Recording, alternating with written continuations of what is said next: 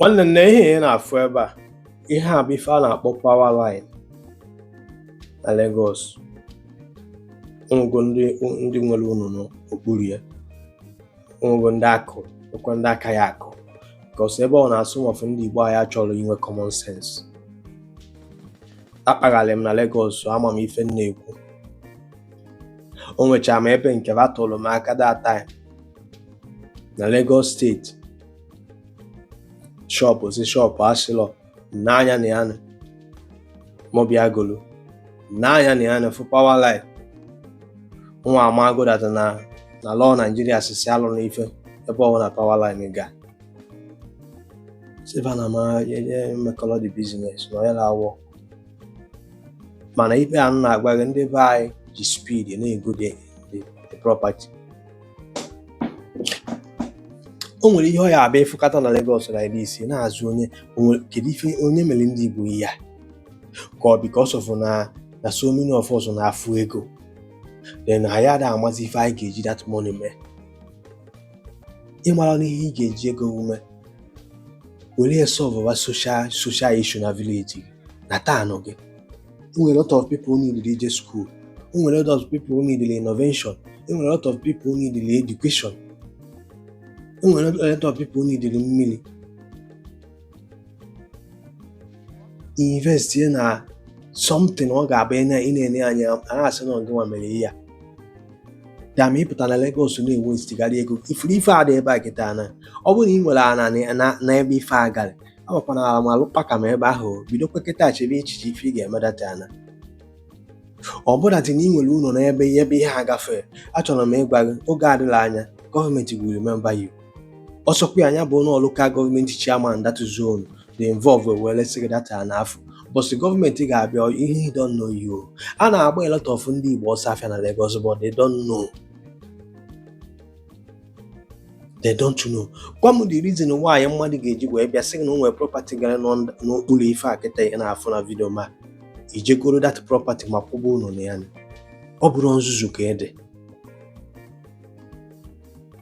Kedu ife na-achọ ịgwa gị ebe a? Ọ bụrụkwa na ị nọ na Lagos today, ma every part of this country called Nigeria, as far as Nigeria is still existing, mara that na law permitted gị ego property under this high tension or ịlụ ụlọ na ya or around it itself ọ dịka onwe some meters gap a na-enye.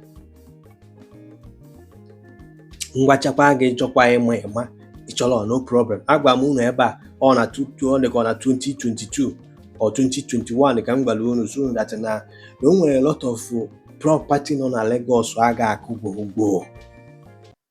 Kedu ife na-eme today? Ịpụta na Lagos of ife ndị be anyị na-eme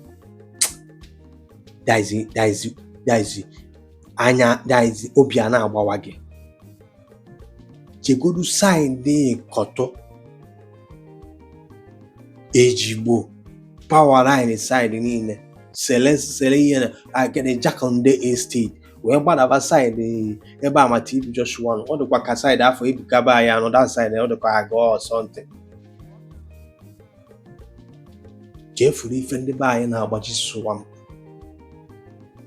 swamp ọ na-agbachi ọ marakwa na ebe afọ wụọwa mmiri. Kedu onye mere ndị Igbo this thing? Agbakwa ngị ya o ife a na-akụ na Lagos ọ bụkwa sọsọ property ndị Igbo. No na ịmago that na abịa na Lagos na 50 or 60 or even 70% landed property is owned by Igbo people.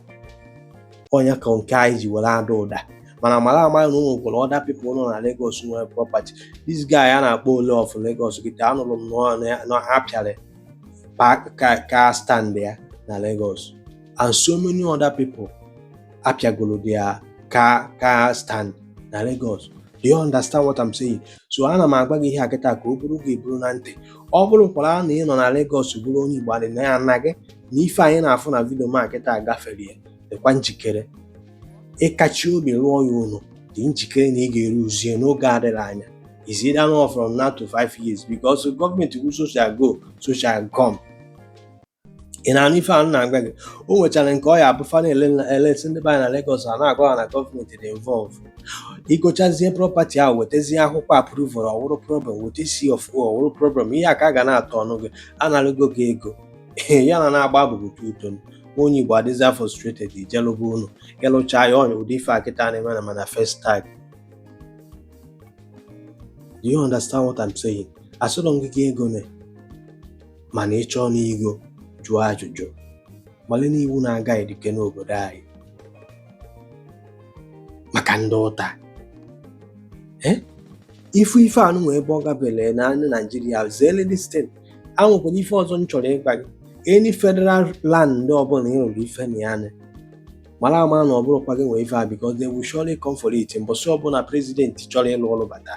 Mana Anambra steeti kịta o nwechara federal land ndị be anyị je lelichagoro lụcha ụlọ na ya achọrọ m ịkpọba afa mana ihe m na-agba gị bụ ọdịnala na Anambra steeti federal land individual gochago rụcha ụlọ that place and ebe a dị ka o nwere ife a chọrọ ime na ya about park because of the housing estate dị degazi dozi area na ebe anyị ejiri ebe a kịta alụli kọọ ya ụlọ.